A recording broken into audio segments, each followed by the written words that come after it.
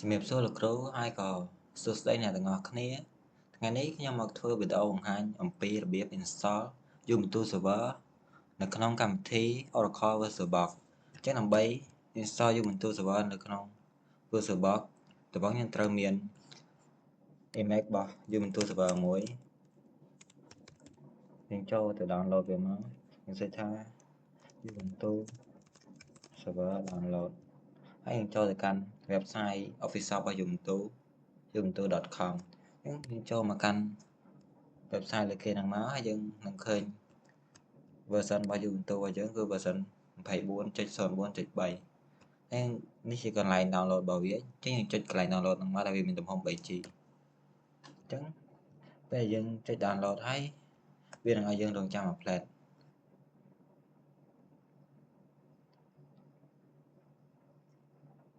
អញ្ចឹងយើងរងចាំវាបន្តិចទៅ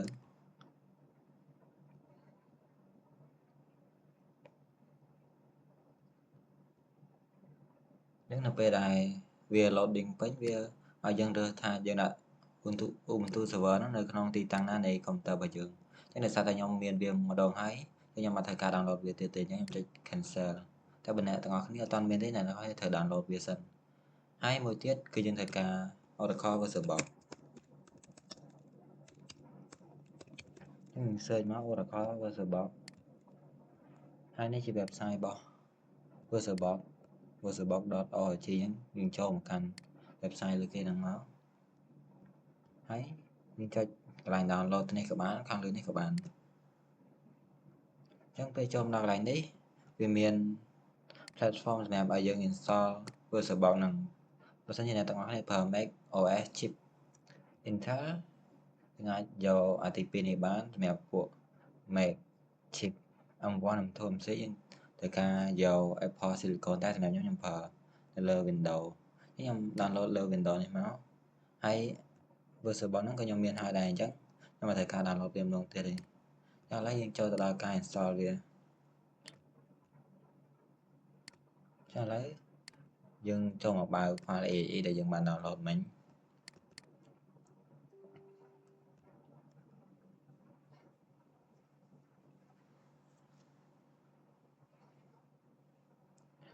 ដល់កន្លែងនេះយើងចុចពាក្យថា next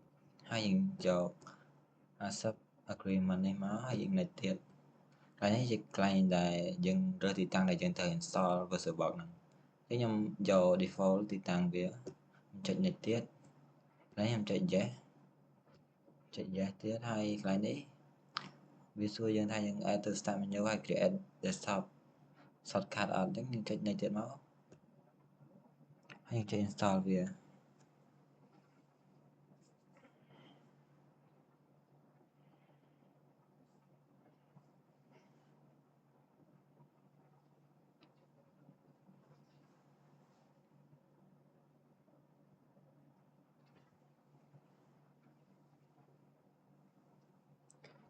ចឹងឥឡូវវា install រួចរាល់ហើយដោយសារតែយើងtick កន្លែង start Oracle VirtualBox នេះពេលយើង finish ទៅវានឹង start auto ហើយដល់កន្លែងនេះយើងយកពាក្យថា new មកដើម្បីបង្កើតម៉ាស៊ីនរបស់យើងចឹងខ្ញុំដាក់ឈ្មោះវា Ubuntu server ហើយកន្លែងនេះគឺជាទីតាំងដើម្បីយើងដាក់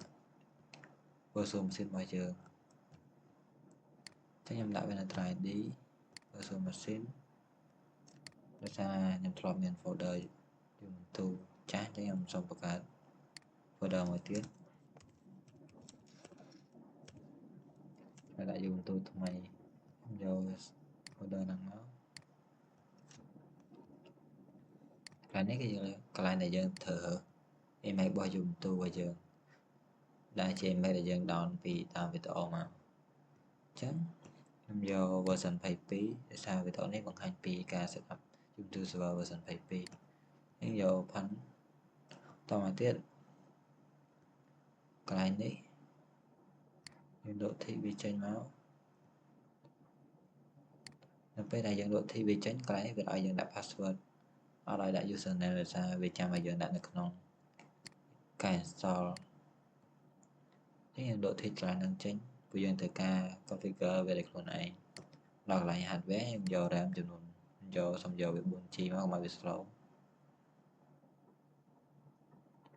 hay CPU giờ 4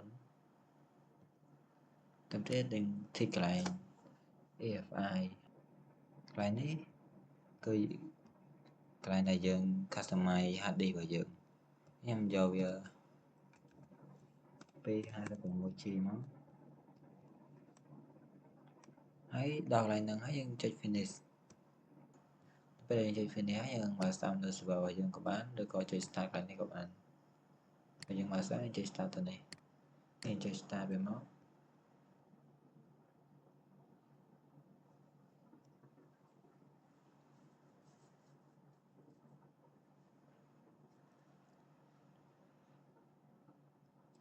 trả lời dùng tu sửa cho mà start đấy tức là xa cơ sở cho mình chọc lại so dùng tu sửa xéo nhưng còn trên thở tới các bây giờ trên thở hiện thực ca đồng chăm ở việc nó sẽ chọc lại như sẵn thế là bây giờ máy khát bây giờ em xong first video đang sẵn chăm về đại việc sẽ trao cho nhầm bằng ở bên lớn bây bạn sẽ cháu giờ về chồng đọc lại chưa được về xa nhưng giờ về xa dân phở phèm mất về xa ông lấy đây về xa ông lấy khăn lớn nẹp về xa ông lấy tụi tới hay ở khăn khóm nẹp có thể ông lấy chắc giờ về xa ông lấy tụi tới hay lại nếu giờ continue về đầu updating center hay layout nó cái chia layout keyboard nhé giờ US English US dan nó không tao nó đọc lại nhé cái chia cái này dân thật thì vô Ubuntu server nhưng Ubuntu server nó nhưng mà thì sẽ phải những quản trị theo mà bị tạo thành một tiết hay network hiện giờ default về máy như dân trên thân bảy thành một tiết còn lại những dân bảy đạo tế dân thớ hay là những dân trăm mà vì sẽ chào sẵn trong dân thờ thành một tiết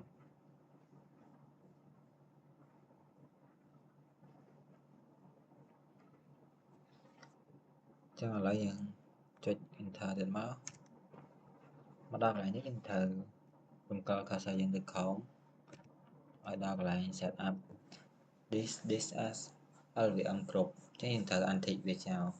cái hiện chơi space bar mà là bị anh thị về cháo em kalau rau khi được khóm ở đó đàn đấy hiện chơi thờ là bị to từ một thiệt chắc là nếu hiện chơi đàn thì tới sai giờ thờ mình cả cài thế nhưng giờ rau khi mà có giờ còn nhiều phải những cái dạng chung vào giường cái chung nó cái chung vào username lại chung vào username vào giường nó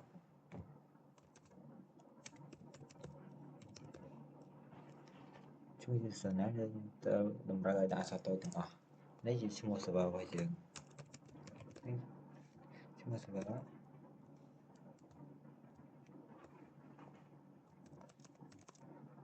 copy chung vào server hai lại username đại program nằm sân hay đấy cứ dịch lại là đặt password nhưng đặt password nó là nhưng trăm mà tới hay dân confirm password đây thử mai thử để password thằng lừa nhưng dân rồi khi mà có giờ biết đánh copy dân giờ biết đánh hái nhưng mà thời ca giờ dùng tu pro thì nhất dân còn là nhiều thứ để sao dân thích cho skip phần nào hay cái này SSA nhắc hiện thời thị về là bài install hay dân đánh tao mà tiết dân giờ biết thả đánh tiết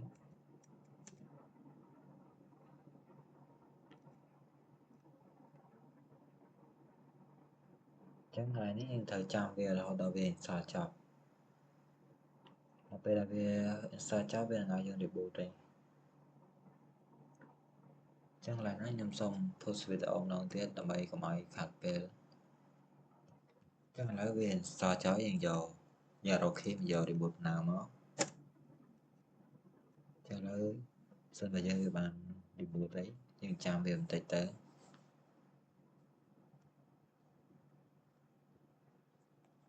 chắc lại nhất bây giờ remove CD-ROM tránh chẳng nhưng còn cho enter đấy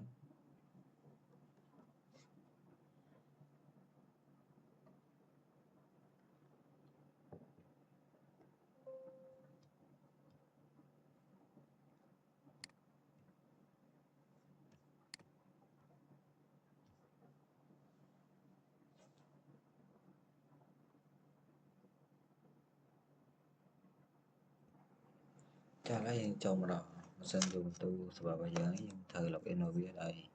ការ enter username របស់យើងហើយនិង password យើង enter password យើងហើយតែយើងអាចមើលវាឃើញបានទេនៅក្នុង command prompt នេះយើងចុច enter មកហើយយើងចូលមកដល់យូរទូ server យើងហើយចឹងជាដំបូងដើម្បី disable cloud internet យើងត្រូវវាយ command ថា sudo patch clear /etc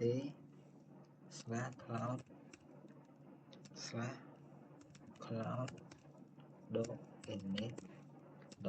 .disable enter ជាយើងវាយ password យើងមក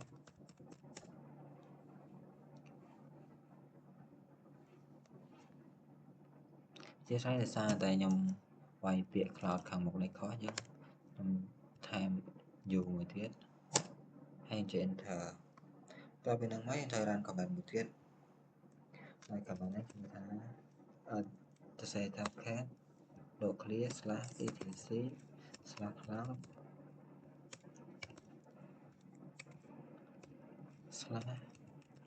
/cloud .init .disable ចឹងយើងមើលវាទៅ cat /etc /cloud .init .disable យើងចុច enter បន្ទាប់ពីយើង run command នឹងហើយយើងត្រូវការ upgrade និង update Ubuntu server របស់យើងត្រូវ run command sudo apt update សញ្ញានឹង2ដង update នេះខ្ញុំសរសេរ click p ខ្ញុំថែម p សិនហើយយកវាយពាក្យថា upgrade អធិស្ឋានថាកន្លែងខាងនេះត្រូវវាយពាក្យថា apt មួយទៀតយើងដក clear មកដកវាយចឹងយើងចេញថាចឹងយើងចាំឲ្យវា update ម៉ាស៊ីន Ubuntu server យើងរហូតដល់ចប់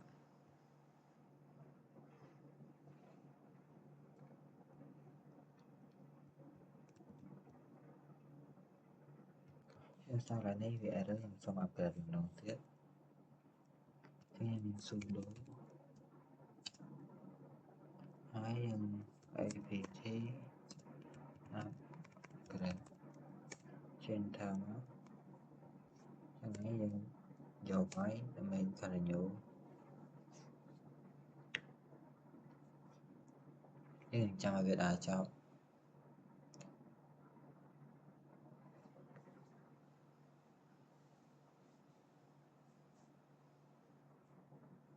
ចឹងកន្លែងមកយើងអត់ចង់ឲ្យវា error ដូចមែនទេយើង update វាហើយចាំយើង upgrade វាម្ដងទៀត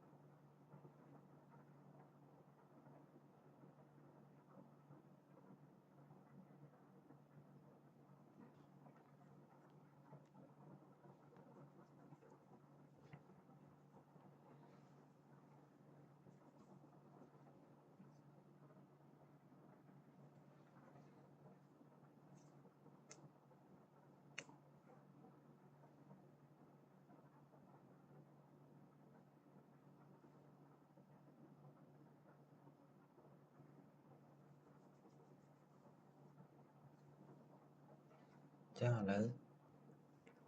ការ upgrade របស់យើងបានបញ្ចប់ខ្ញុំន័យថា Ubuntu server យើងអាចប្រើប្រាស់វាបានហើយខ្ញុំគ្រាន់តែរក key មកក្រោមយកពាក្យថា OK ហើយយើងចុច enter កន្លែងមិញបើយើងរក key វាមកអត់មកទេយើងចុច tab មកហើយយើង enter មក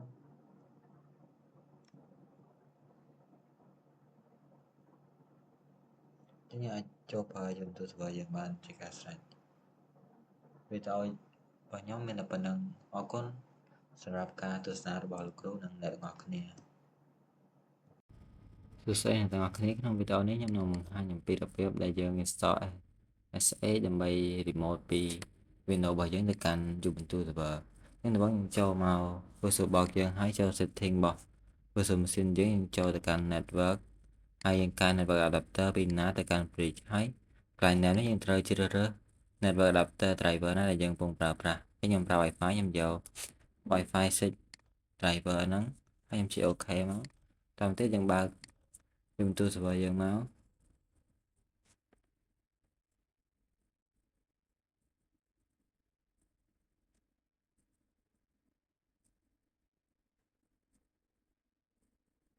នេះហើយយើងនឹងចាំវាបន្តិចទៅ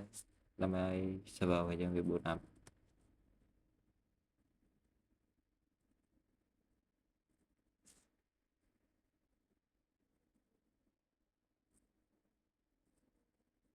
ចឹងឥឡូវយើងចូលមកដល់ចូលយើងហើយយើង login ចូលមកដាក់ username ហើយនិង password របស់យើងតទៅពី login ចូលដំបូងយើងត្រូវ command sudo update តទៅពីហ្នឹងទៀតចាំយើង sudo update យើងវាយមក sudo apt clear update ហើយយើងដាក់ password របស់ user យើង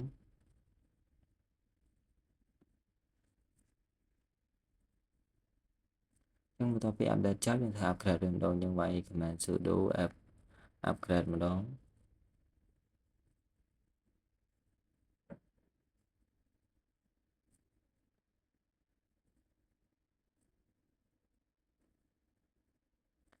ចឹងឡើយនេះវាសួរថាយើងយក pro មកយើងយកអក្សរ y មិនថា yes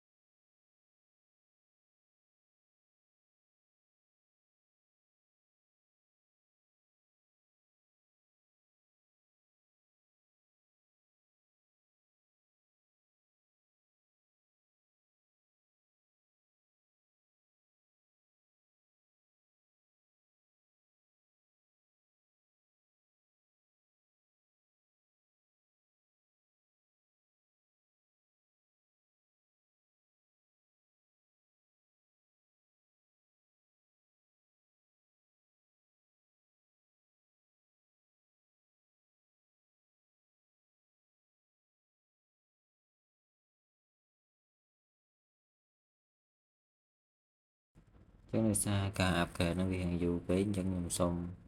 skip ពីកន្លែងហ្នឹងហើយទៅដល់ពេលដែលវា upgrade ហើយតែម្ដងចឹងឥឡូវពេលដែលយើង upgrade ហើយយើង arrow key ទៅខាងក្រោមហើយចុច tab ដើម្បីជ្រើសយកពី OK ចឹងឥឡូវយើងចូលមកដល់ Ubuntu server យើងវិញហើយបន្ទាប់ពី upgrade ហើយយើងត្រូវទៅ install open SSH យើងត្រូវវាយ command ថា sudo apt install open SSH server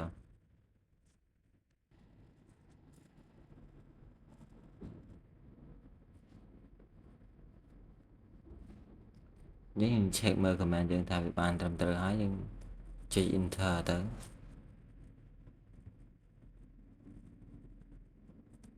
ឥឡូវយើង install SSH ហើយបន្ទាប់ពីនេះយើងត្រូវចូលទៅ enable វាចឹងដើម្បី enable SSH យើងត្រូវ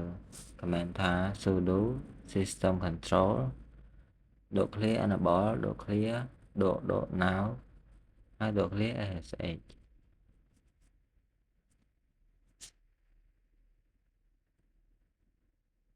យើងចុច enter មកដើម្បី enable វាឥឡូវបន្ទាប់ពី enable វាហើយយើងត្រូវ check setter វាយើង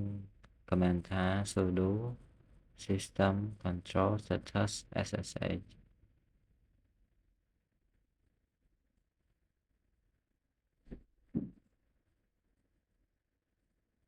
ចឹងបើវាចេញបែបនេះមានន័យថាវា enable ហើយវាចេញពណ៌បៃតងមានន័យថាវាកំពុង running ដល់ពេលហ្នឹងមកទៀតយើងត្រូវចូលទៅ allow SSH remote យើងហើយវាថា sudo ufw allow SSH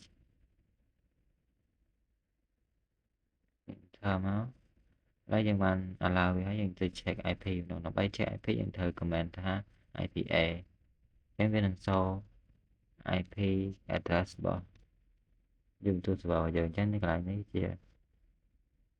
IP address vào giờ nên thời cả và IP address nó bay remote tam PowerShell bỏ Windows giờ nên dân bảo PowerShell trong Windows cần kéo dân tới hai dân cho remote với tam comment SH locally username របស់ Ubuntu server យើងហើយ add IP address របស់យើងវិញបើ IP address របស់យើង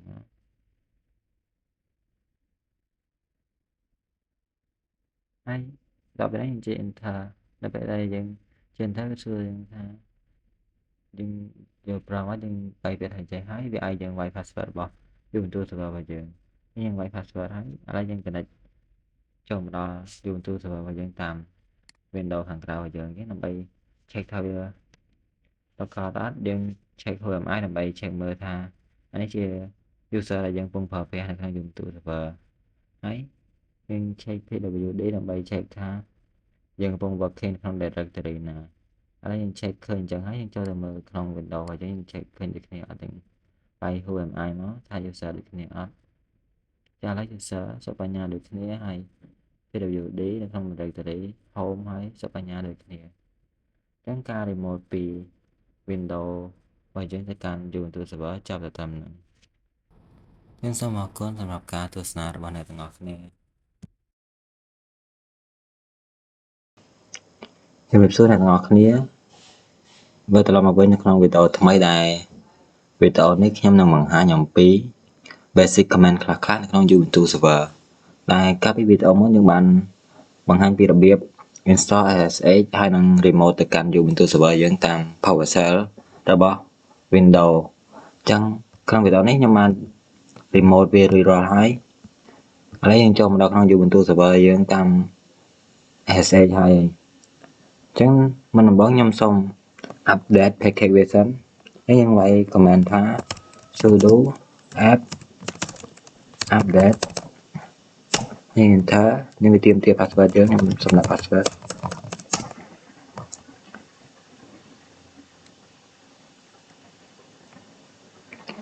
កាលយើងត្រូវចាំវាបន្តិចដោយសារវាយ៉ាង slow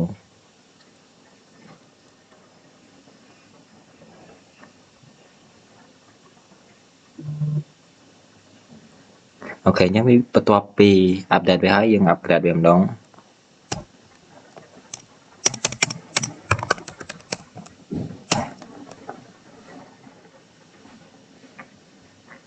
ចឹងដោយសារម៉ាស៊ីនខ្ញុំវា upgrade ហើយខ្ញុំត្រូវតែការ upgrade អីទៀតទេចឹងឥឡូវយើងមកស្គាល់ពី command ដើម្បីបង្កើត file នៅក្នុង Ubuntu ហើយដើម្បីបង្កើត file យើងត្រូវប្រើ command touch ហើយយើងដាក់ឈ្មោះ file ដែលយើងចង់បង្កើតបើយើងចង់បង្កើត file txt យើងដាក់ .txt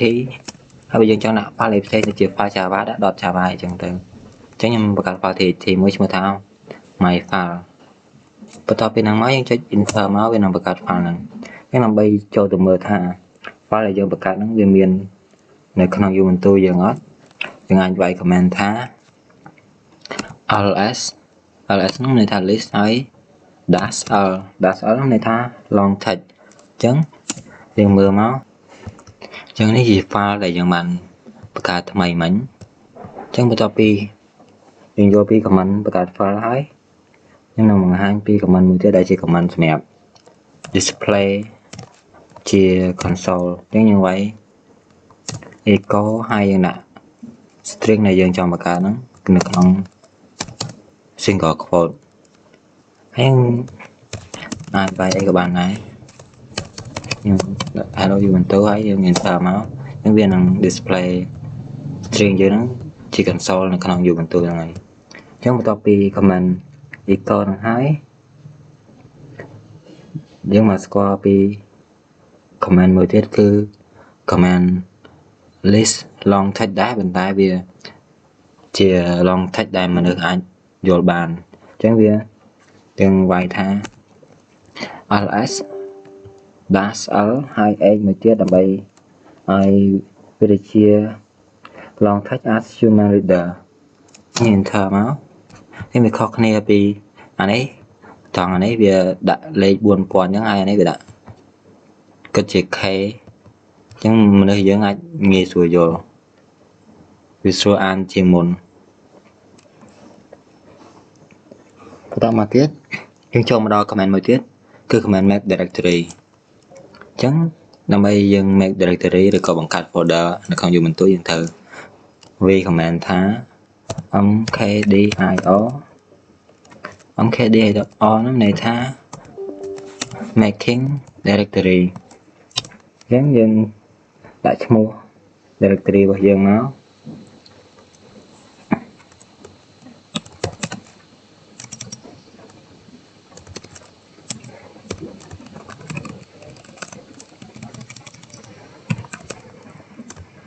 ដាក់ឈ្មោះថា my new directory ហើយ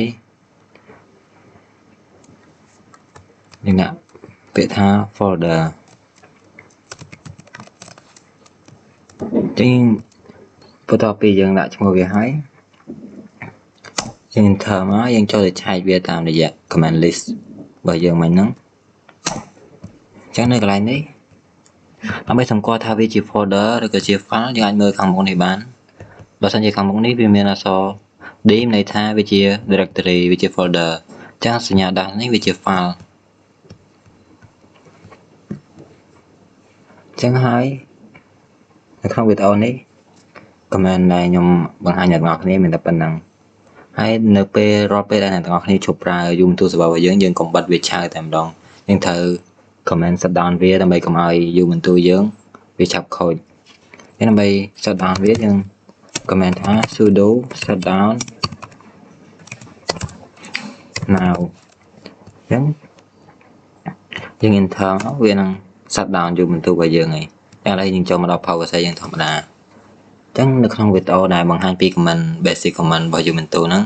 មានតែប៉ុណ្្នឹងសូមជម្រាបលាអ្នកទាំងអស់គ្នាសួស្តីអ្នកទាំងអស់គ្នាវិលត្រឡប់មកវិញនៅក្នុងវីដេអូថ្មីដែរនៅក្នុងវីដេអូនេះយើងនឹងរៀនអំពី command បន្ថែមទៀតរបស់ Ubuntu server អញ្ចឹងជាដំបូងយើងអាច run command host name ដើម្បីមើលអំពីឈ្មោះរបស់ PC Ubuntu របស់យើងអញ្ចឹង PC Ubuntu server របស់ខ្ញុំឈ្មោះសុបញ្ញា server អញ្ចឹងហើយ command បន្តមួយទៀតគឺជា command បង្កើត file គឺយើងប្រើ touch យើងដាក់ឈ្មោះ file ហ្នឹងយើងដាក់ឈ្មោះអីក៏បានដែរហើយយើងដាក់ extension របស់វាមកតទៅបង្កើត file ហើយយើងអាច write content ជា text ទៅក្នុង file TXT នឹងបានដែលយើងប្រើប្រាស់ command nano យើងដាក់ឈ្មោះ file មក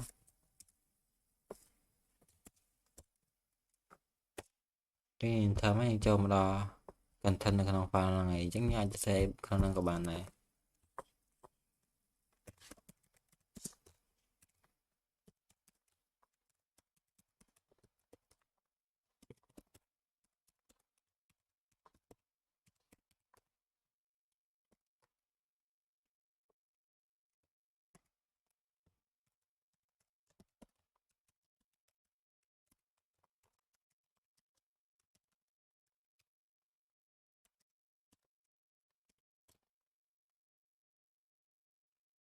អញ្ចឹងបន្ទាប់ពីយើងសរសេរដែលយើងចង់បាននៅក្នុង file ហ្នឹងហើយយើងអាច save វាបានតាមរយៈ control X ដែលយើង exit ហើយយើងចុច Y yes នោះន័យថាយើង save ឲ្យដែលយើង modify ហើយអញ្ចឹងដល់កន្លែងនេះយើងចុច enter ទៅដើម្បីឲ្យយើង write ចូលទៅក្នុង file ហ្នឹងបើយើងសរសេរអីពីក្រោយនឹងទៀតវានឹងខុស file មិនមែនជា file ដែលយើងបង្កើតមកទេអញ្ចឹងយើងគ្រាន់តែចុច enter ទៅអញ្ចឹងយើងចូលទៅឆែកមើលយើងទៅ output មើល content នៅក្នុង file text ហ្នឹងដោយប្រើ cat my text.txt ចឹងនេះជាអីដែលយើងបានសរសេរមិញឥឡូវយើងចូលមកដល់មួយទៀតគឺការបង្កើត folder ហើយនឹង remove folder យើងបង្កើត folder យើងប្រើ command mkdir ហើយយើងដាក់ឈ្មោះ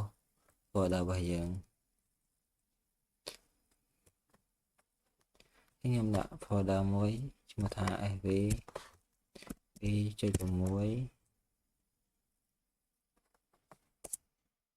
ហើយដោយសារ folder នេះខ្ញុំធ្លាប់មានហើយខ្ញុំដាក់ sv 2.6/a យើងទៅលេខមើលទៅនេះជា folder sv 2.6/a ខ្ញុំបង្កើតមិញអញ្ចឹងយើងដើម្បីយើង remove folder ហ្នឹងតាមរយៈ command យើងប្រើ rmdir ហើយយើងដាក់ឈ្មោះ folder ហ្នឹងមក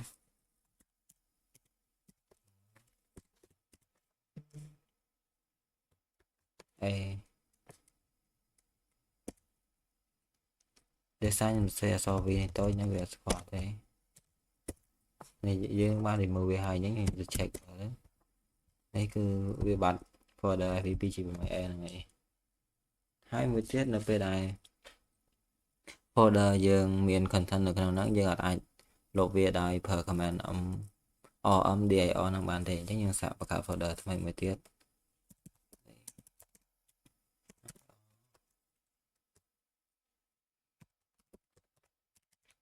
folder យើងមកហើយតាមមកទៀតយើង cd ទៅកាន់ folder ហ្នឹងយើងសាកទៅបង្កើត file ថ្មីមួយ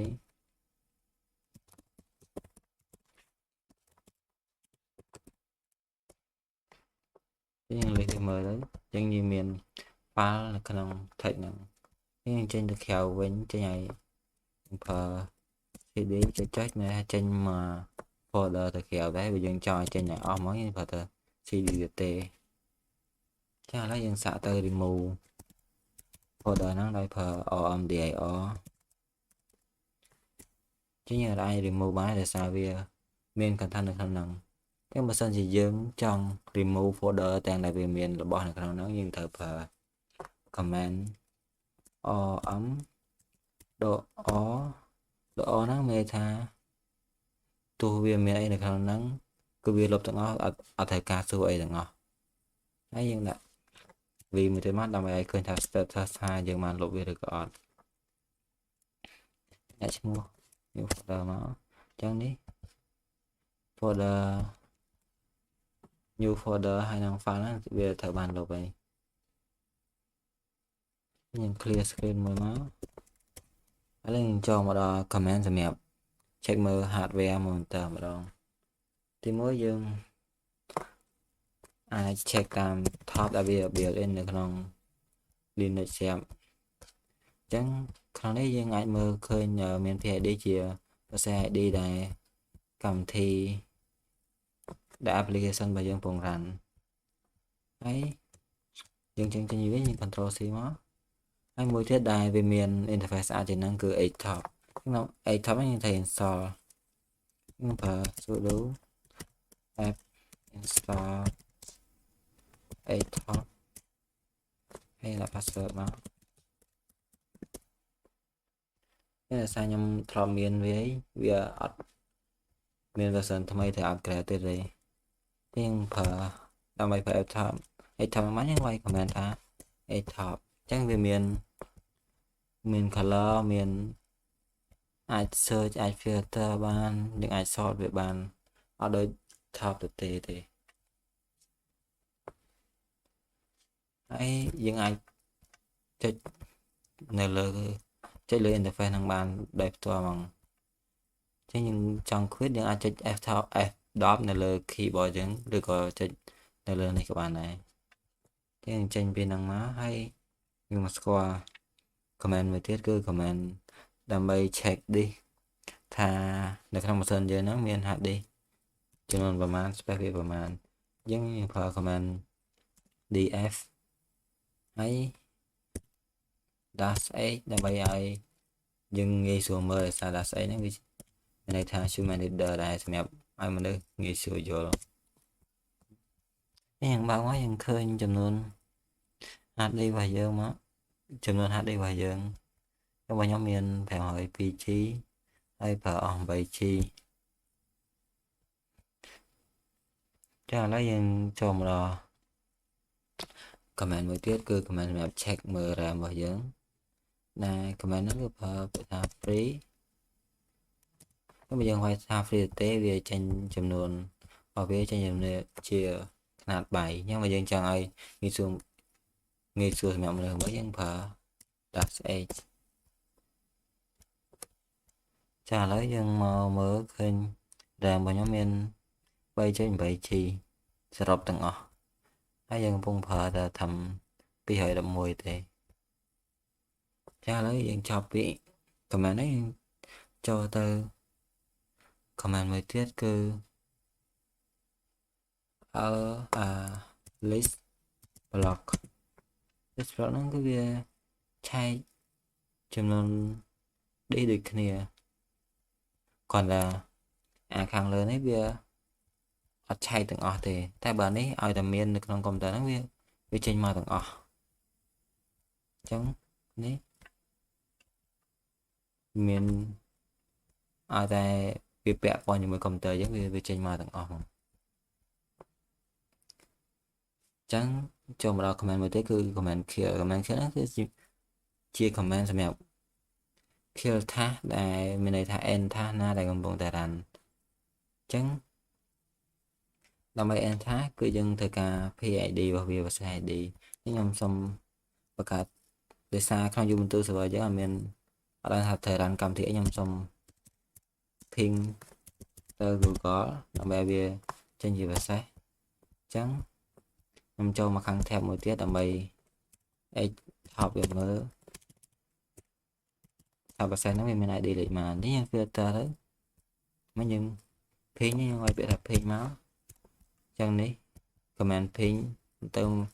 bảy chẳng bữa sai đi với đọc pi đồng bảy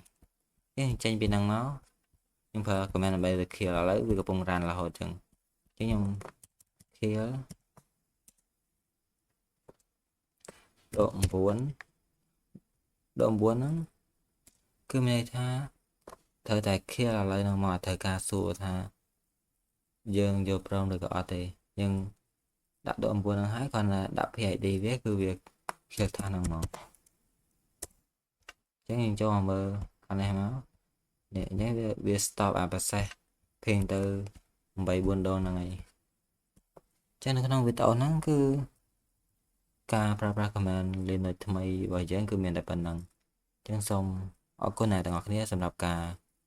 ตามนั้นตัวสนาวิดีโอนี้เรามาได้จบ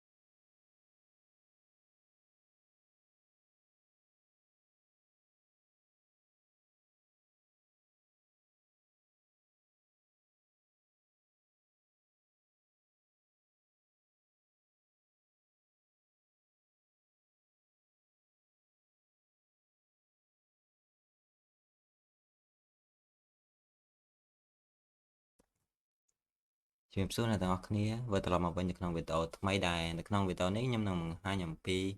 comment ដែលប្រើសម្រាប់គ្រប់គ្រង user នៅក្នុង Ubuntu server ជាងដំបូងយើង connect ចូលទៅ Ubuntu server យើងតាមរយៈ SSH យើងត្រូវការ IP វាយើងបើក terminal របស់យើងមកហើយយើង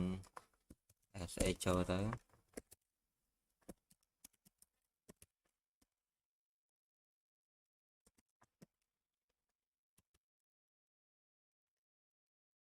តាមមកនេះយើងត្រូវដាក់ឈ្មោះ user របស់យើង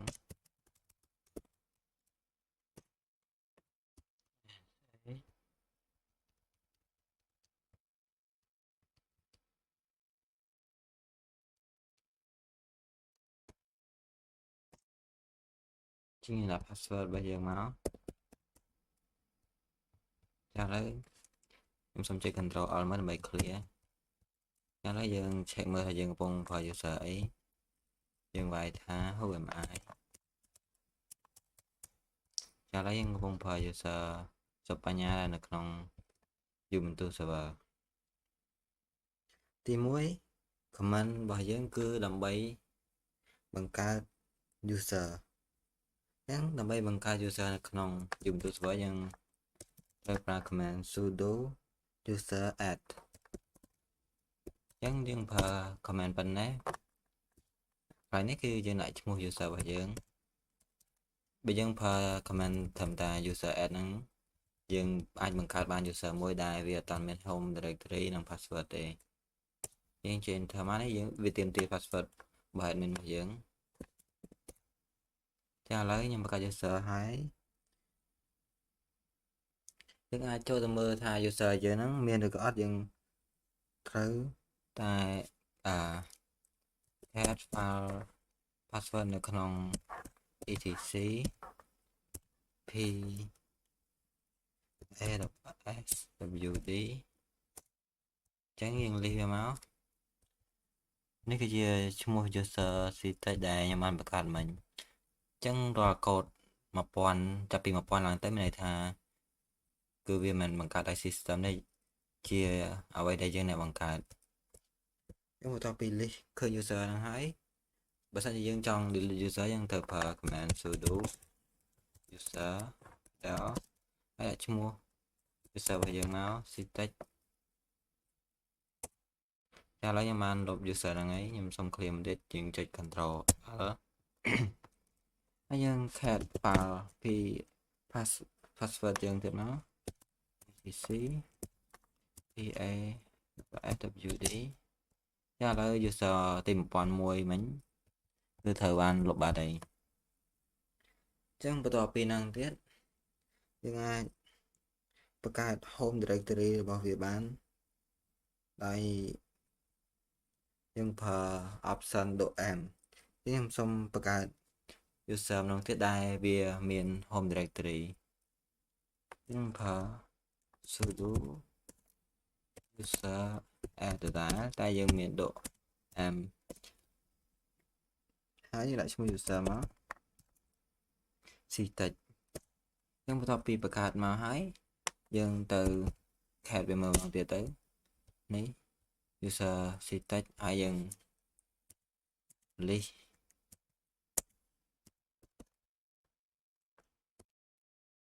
ការ home directory នៅក្នុង home directory មាន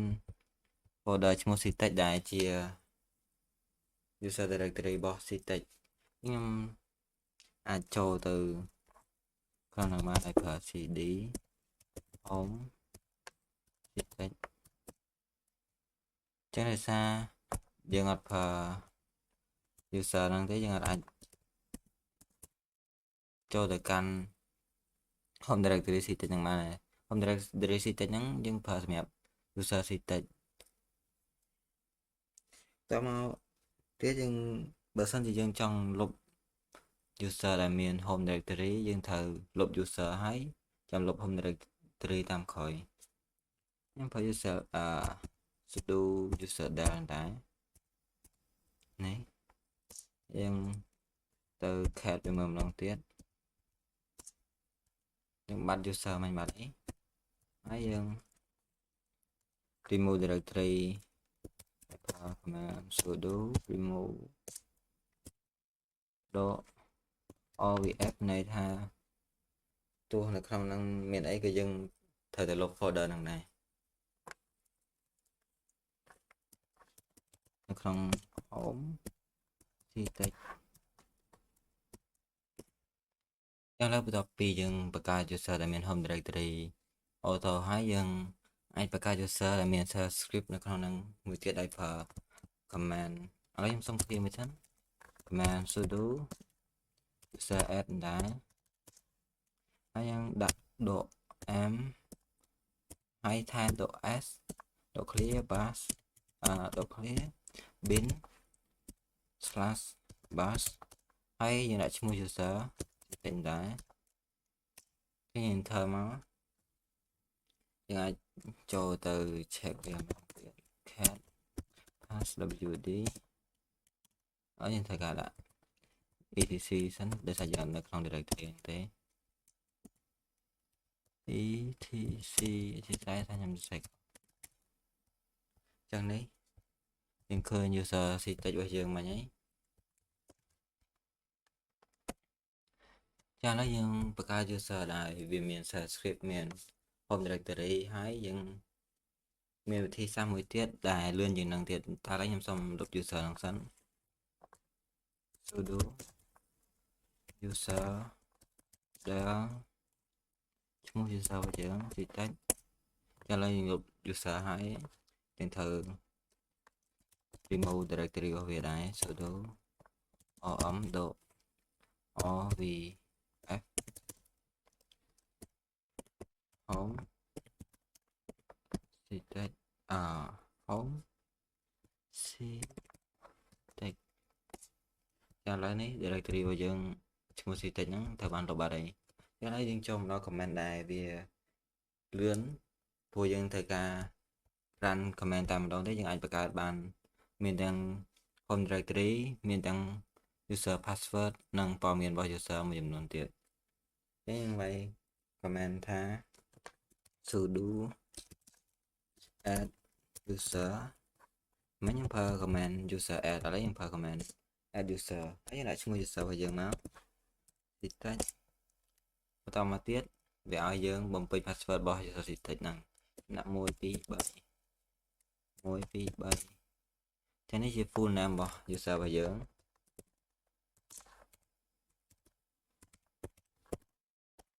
តមកទៀត room number បើសិនជាយើងមាន room number យើងអាចដាក់ room number របស់យើងបានហើយនេះ work phone បើសិនជាយើងដឹងពី work phone របស់ user ហ្នឹងយើងអាចដាក់ work phone របស់ user ហ្នឹងបានតែបើខ្ញុំអត់ចាំបាច់ដាក់វាទេហើយ home phone វិញចឹងដែរ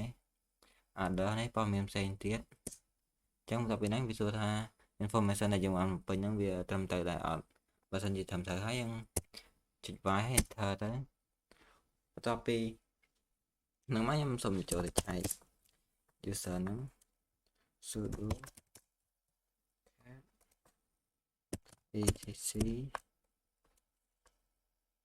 etc passwd ចឹងនេះយើងវាមានទាំងឈ្មោះពេញនៅក្នុងហ្នឹងទៀតហើយយើងទៅ list មើលនៅ home directory របស់យើងថាមាន home user សម្រាប់ជាស្រ័យ Tracy rs ចឹងនេះជា folder របស់ user ctech ចឹងយើងសាក cd ចូលទៅប៉ុណ្ណឹងបើសិនជាយើងអត់ប្រើ user ctech ទេយើងអាចចូលបានអត់ cd ctech ចឹងសម្រាប់ user ctech បាន login ចូលបាន cd ចូលទៅកាន់ directory របស់ ctech បានយើងអាច switch user ទៅកាន់ user ctech ដោយប្រើ su switch user ហើយដាក់ឈ្មោះ user របស់យើង ctech ហើយនេះ password យើងដាក់1 2 3ចឹងឥឡូវយើងចង់ដឹងថាយើងនៅក្នុង user ណាយើងអាចប្រើ command who am I ហើយយើងកំពុងប្រើ user ctech ហើយ pwd ដើម្បីដឹងថាយើងកំពុងនៅក្នុង directory មួយណាយើងនៅ directory របស់ user សបញ្ញាយើង cd នេះន័យថាយើងទៅដល់ home directory របស់ user យើង ចឹង pwd ឥឡូវយើងកំពុងនៅ home directory របស់ user tick ចឹងនៅក្នុងវីដេអូនេះខ្ញុំមានមេរៀនសម្រាប់បង្ហាញអ្នកទាំងអស់គ្នាតែប៉ុណ្្នឹង